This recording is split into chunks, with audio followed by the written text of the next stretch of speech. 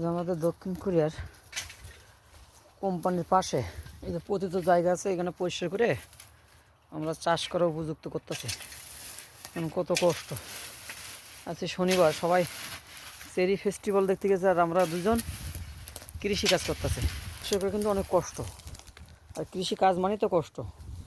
এই গাছগুলা ওটা অনেক গোড়া, অনেক শক্ত গোড়া, নেবে টানতেছে, তারপর অনেক যাচ্ছে, অনেকে যাচ্ছে না। এই যে আমাদের বড় ভাই, এই দুজন আমরা করি চাষ। কত বছর যেগুলো করছে এগুলো তো তেমন কষ্টই নাই, কিন্তু এইগুলো কষ্ট। এগুলো নতুন করে জায়গা প্রস্তুত করতেছি তো, কারণ এবার গাছের আমাদের অনেক পুঁইশাক আছে, বরবটি আছে, চিচিঙ্গা আছে, সব ধরনের গাছ আমরা এবার লাগাবো ইনশাল্লাহ। পরিষ্কার করতে হচ্ছে, কারণ জায়গার দরকার। আর জায়গা আছে, প্রচুর জায়গা আছে, কিন্তু জায়গা পরিষ্কার করাই তো কষ্ট। এই জায়গা পরিষ্কার, এবং এই যে ঘাস, এখনই ঘাস জন্মাই গেছে, প্রচুর ঘাস হয়, ফলন হবে। তো এখন অনেকে মনে করবে যে খুব সহজভাবে হয়েছে মনে হয়, কিন্তু এই যে হওয়ার আগে যে আমাদের যে কঠোর পরিশ্রম, শারীরিক পরিশ্রম, এই যে কোম্পানির ডিউটি করতে হয়, তারপরে শনি রবিবার একটু ছুটি থাকলে আমরা এইরকম ধরনের কাজ করি আর কি। আসলে কাজ করা উচিত, ভালো স্যালারি পায়, তারপরও কাজ করি। বাংলাদেশের সব পাতি নেতারা এই কাজ বাজ না করে কোথাও চাঁদাবাজি করবে, টেন্ডারবাজি করবে, সেই নিয়ে ব্যস্ত থাকে। এই জন্য সবাই ভোট নির্বাচন চেটে পুটে খাওয়ার জন্য। বর্তমানে বাংলাদেশের মানুষ কত ভালো আছে। আসলে আমরা প্রাউড ফিল করি ডক্টর মোহাম্মদ ইউনূসের মতো যে ইন্টারিম গভর্নমেন্ট তারপরও সে আমাদের যে পাতি নেতারা আছে তারা বিভিন্ন ধরনের কথাবার্তা বলে তার সম্পর্কে। আসলে বাংলাদেশটা চাই এরকম বিদেশ মতো হোক, সবাই কাজ করি, কারণ পরিশ্রম না করলে কখনো আপনি সাকসেস হতে পারবেন না। ওই চুরি করে পরের টাকায় করে ওই সংসারটা চলবে, কিন্তু ভালো পজিশনে যাওয়া যাবে না। আর যদি বেশি অতিরিক্ত চুরি করা বা দুর্নীতি করা হয়, তাহলে পরবর্তীতে জেলে যেতে হবে, যেমন শেখ হাসিনারা, স্বৈরাচার সরকাররা তাদের চেলাবেলা গেছে আর কি। বাংলাদেশের মানুষের উচিত এইসব চাঁদাবাজি, টেন্ডারবাজিদেরকে অ্যাভয়েড করা, পরিশ্রম করা, শারীরিক পরিশ্রম করা। পরিশ্রম না করলে কখনো আপনি সাকসেস হতে পারবেন না।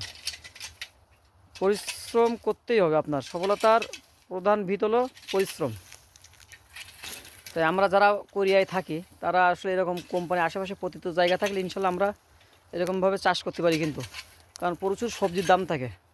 আর বাংলাদেশের সবজি তো আসলে দেশীয় যে সবজিগুলো, এগুলো কিন্তু কোরিয়ায় পাওয়া যায় না। এই যারা লাগায় আমাদের মতো বাঙালি ও অনেক চাষি, ওইখান থেকে অ্যাভেলেবেল না আর কি।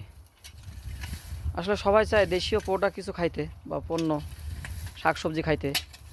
এইভাবে আমরা কিন্তু আসলে চাষ করতে পারি। কষ্ট, তারপরে করতাম গভর্নমেন্ট যে ডক্টর মোহাম্মদ ইউনূসকে আসলে সবাইকে সাপোর্ট করা উচিত, বিশেষ করে প্রবাসী যারা আছে, 1 কোটি প্রবাসী, 2 কোটি ফ্যামিলি, আমরা যদি সাপোর্ট করি ইনশাল্লাহ, ওই যে কে চাঁদাবাজির জন্য নির্বাচন দাও, আসলে এদেরও কিন্তু কোনো বেল থাকবে না। আওয়ামী লীগ গভর্নমেন্ট মতন ওরাও কিন্তু পালাই যাবে একসময়। ঠিক আছে, যারা চোর অবশ্যই তারা আজও কালে পালাবে। আমাদের উচিত তাকে সাপোর্ট করা এবং এভাবে পরিশ্রম করা। কোনো চুরি, টেন্ডারবাজি, চাঁদাবাজি এগুলা থেকে আসলে এটা দেশ চলে না, এটা দেশে কোনো রুল না। এটা আমাদেরকে উচিত বাইরের দেশের মতো যেভাবে রুল, নিয়ম, আইন এগুলো ফলো করা। প্রাথমিক পর্যায়ে এটা নতুন আমরা করতেছি, এই জায়গাটা, এই বেডটা নতুন তৈরি করতেছি।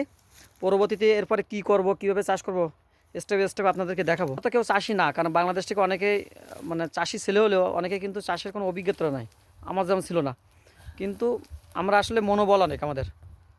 তো যারা জানে না কীভাবে চাষ করতে, নতুন যারা আসছে কোরিয়াতে, তারা কিন্তু এইভাবে দেখে আমাদেরকে ফলো করে কিন্তু আপনারা এইভাবে কোম্পানি আশেপাশে এইভাবে কিন্তু চাষ করতে পারেন, তাতে করে আপনারাই লাভবান হবেন। আর যদি কারো সবজি লাগে ভবিষ্যতে আমাদের সাথে যোগাযোগ করবেন, দেশীয় সবজি পাবেন ইনশাল্লাহ। এই যে আমরা এই কোপাচ্ছে সব পাথর, এই পাথর আপনার এইভাবে আমরা পাথর আর মাটি এইভাবে কোপায়ে তারপরে পাথরগুলো কিন্তু আমরা আলাদা করি। এই যে এমনি মাটি আছে যে সাধারণভাবে কোপালাম কষ্ট কমিল তা না, এরকম ধরনের পাথর কিন্তু থাকে, প্রচুর পাথর কোরিয়ায়। কারণ পাহাড়ের উপর তো সব এই যে পাথরগুলা এখন কোপাবো, পাথর আর মাটি একসাথে কোপাতে গেলে কত কষ্ট হয়, একবারে বসে না, অনেক কষ্ট। আমরা বিশেষ করে পাথরের সাথে মাটি যে আছে ওইভাবে চাষ করা হয়। এই পাথরগুলো আমরা এইভাবে আলাদা আলাদা করে পাথরগুলো ফেলে দেবো, তারপরে মাটি করে, তারপর জৈব সার এনে তারপর প্রস্তুত করব। এই যে আর আগে দেখলেন যে কত বন জঙ্গল ছিল, বন জঙ্গলটা পরিষ্কার করে তারপর পাথর, মাটি এগুলো আলাদা করা, আসলে সব কিছু তো সহজ না।